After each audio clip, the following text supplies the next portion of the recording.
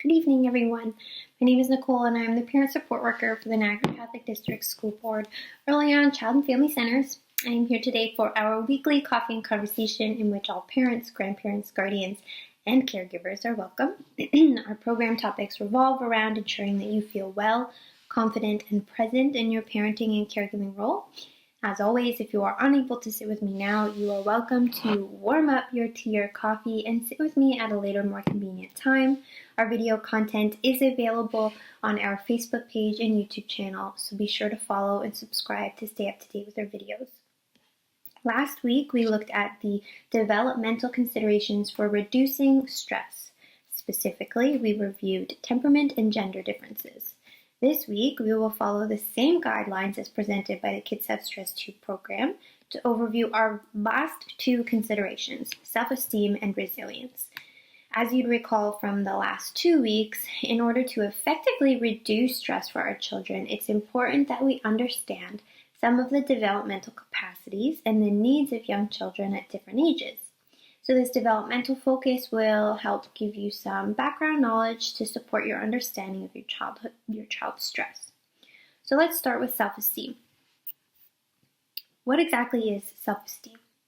Kids Have Stress 2 defines self-esteem as the image or picture of ourselves that each of us carries around in our head. It is constructed through our experiences and is strongly influenced by the messages that others send. When you hear the term self-esteem, you might think of a pubescent teen struggling through their journey of self-identity. At least that's what I think back to when I hear the word self-esteem, as I know that is when self-esteem can be very rocky. So you might not realize, though, that the journey of self-identity starts much sooner.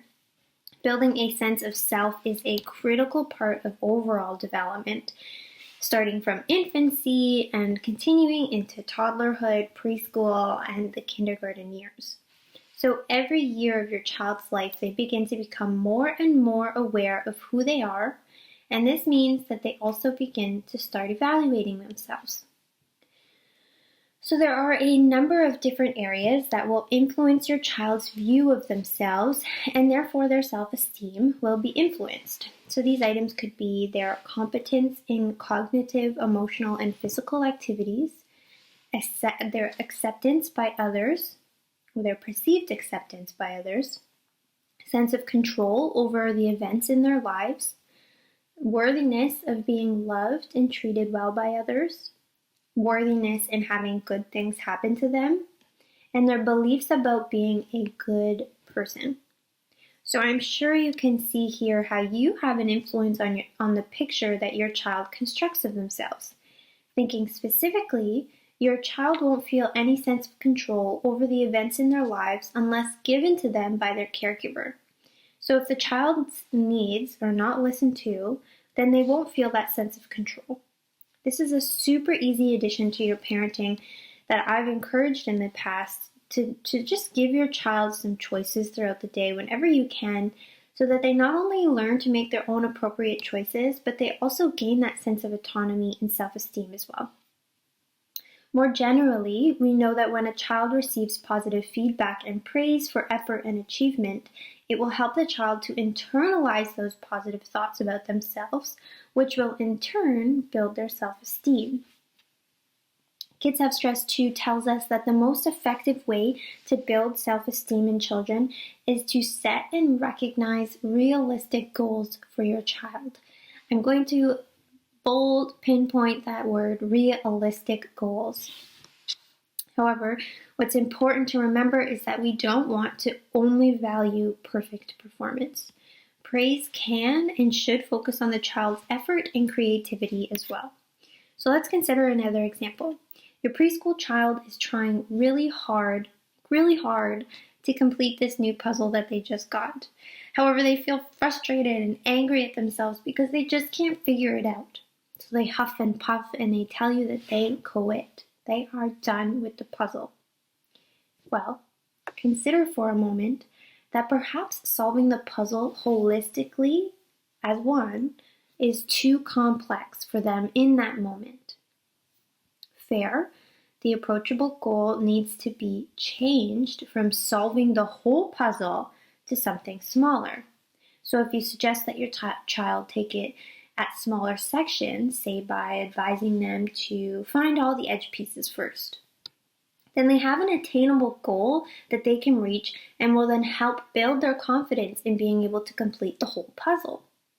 Likewise, if your child decides that they can't do the puzzle in that moment, but they think of a new creative way to play with that puzzle pieces, say they start stringing the little pieces together like those old barrel of monkeys, well, that creativity can be praised too.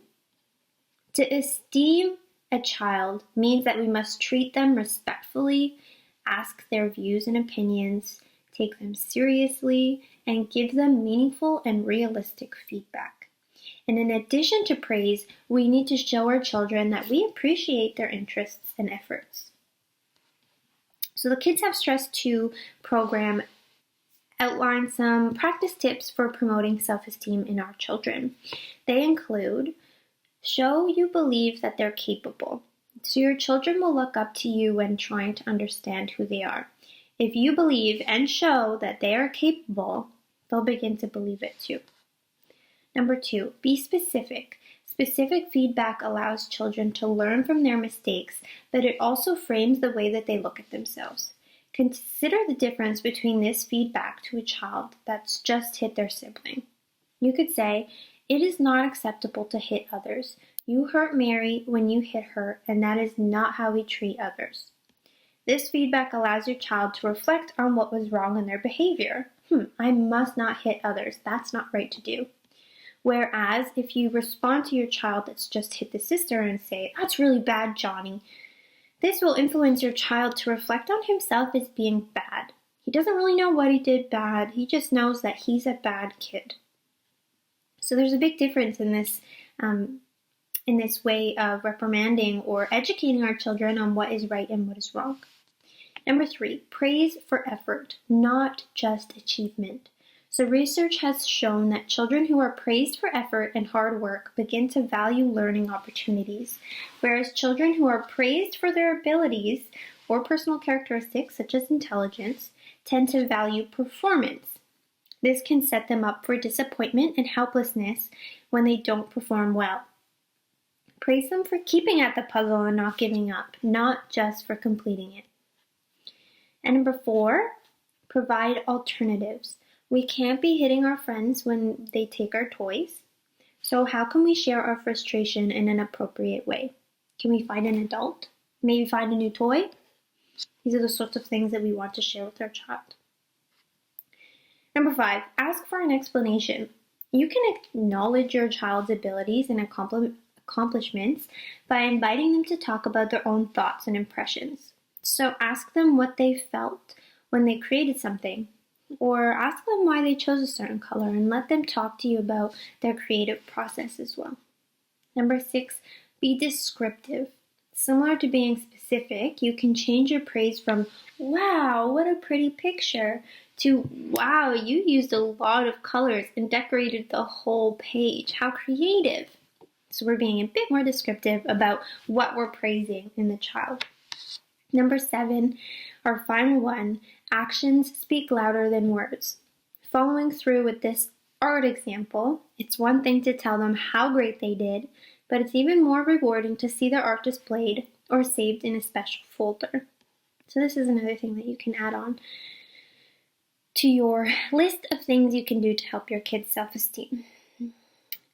When we think about children who have a positive self-esteem, they generally feel worthwhile and lovable, believe that they are capable, and extend themselves as learners. Additionally, children with good self-esteem are more resilient, they weather storms more easily, and they perform with confidence because they expect positive outcomes. So what does this have to do with stress? Well, they need that self-confidence to overcome their stressors, and part of that comes from their resilience, which is our next developmental concept. So as Kids Have Stress 2 quoted, resilience embraces the ability of the child to deal more effectively with stress and pressure, to cope with everyday challenges, to bounce back from disappointments, adversity, or from disappointments, adversity, and trauma, to develop clear and realistic goals, to solve problems, to relate comfortably with others, and to treat oneself and others with respect. End quote. That encompasses the very best example of resilience, the ability to bounce back from adversity. I love that, to bounce back. Resiliency, however, is not a standalone attribute. To successfully bounce back from daily challenges or adversity, the child also relies on individual factors, relationships, community, culture, physical environment, and thinking style. So that includes you. When we consider research, the core competencies that are identified as necessary to build resilience are the same ones that are useful in learning to manage stress. These include emotional regulation, so a large focus of ours within these coffee and conversations. This is the ability to stay calm under pressure and express emotions in a way that helps the situation. Number 2, impulse control, so the ability to stop and choose whether to act on the desire to take action. The ability to delay gratification and perseverance in the face of adversity. Number 3, casual analysis, so the ability to analyze problems and accurately decide what the causes are. There's empathy, the ability to understand the feelings and needs of another person. Realistic optimism, the ability to keep a positive outlook without denying reality. And self-efficacy, the belief that one has the ability to solve problems and handle stress with the ability to persevere. And then finally, we have reaching out, so the ability to take new opportunities and reach out to others. So how do you, as a parent or caregiver, come in? Well, Kids Have Stress Too tells us that some of the important skills that help people develop resiliency can be learned and introduced to children at an early age. So a crucial part of resilience is knowing that you have the competencies that enable you to meet your basic needs, accomplish your goals, and generally look after yourself. So this includes developing the understanding of stress and the strategies that help you deal with stress. In future weeks, we talk about these strategies, and you can teach them to your children. And after reminding your child over and over about these positive coping skills, like taking a few breaths, for example, eventually your child will start to use those strategies on their own without your direction. Kids Have Stress Too also provides some practice tips for promoting resilience that I'd like to share with you. Number 1, thoughts and feelings matter. I repeat, thoughts and feelings matter. It's important to understand your child's beliefs and thinking styles and how these will influence their emotional responses. This ties many of weeks together as we consider their temperament, their social emotional development, and their self-regulation. Number 2, help children achieve a sense of mastery. So this relates to our discussion earlier of ensuring that our children have control of outcomes. So what activities throughout the day can you give your child choice for? Do you want peanut butter or jam or both on your toast this morning? Do you want to rest or nap today? Or you can help them master new tasks, like learning to dress for the cold weather on their own by mastering one item at a time. So start with the hat. The child can put the hat on their own every single day until they've mastered that skill. Then you can move on to the gloves, and then maybe make your way to the jacket and boots until they can finally master the whole winter outfit all on their own. Number 3, model resilient thinking. So children learn to imitate at an early age and absorb thoughts, beliefs, and language from those around them. They watch and listen more closely than you think, even when you are not speaking directly to them. So model accurate and flexible thinking by talking out loud about your own struggles and encounters with daily stress. Oh, darn, I spilled my juice. I'll make sure that I go get a towel and I wipe it up, and things will be okay. Just an example. So fostering a sense of resilience in your young one is so pertinent in today's world. Not only will they need to be resilient to bounce back from this pandemic, but we will too. So there's room for you to consider your own resilience as well. I'm going to attach a link for a great website that you can look into for more information on promoting resiliency and thinking styles. This site is called Reaching In and Reaching Out. These two concepts of self-esteem and resilience rely a lot on your child's confidence in their ability to deal effectively with stress. They are important to bring to your attention because they, alongside gender, temperament, social-emotional learning, self-regulation, and attachment, will all influence your child's capacity to learn the strategies that we will present in future weeks. The important thing to remember is that you are the expert on your children. These past few weeks have only been guidelines provided by the Kids Have Stress 2 program to help caregivers understand the child better. But at the end of the day, we just want to make sure that they are feeling safe and capable, which we know that they are. Next week, we are going to look more closely at the Kids Have Stress 2 program by considering their 8 key concepts, their program rationale, also that we can start to introduce this stress stoplight, which is a foundation to their stress management strategies. Don't forget to check out Miss Diane's Mindful Mini tomorrow to connect your learning with your child through a lovely activity. I hope you have a great rest of your night, and I will talk to you soon.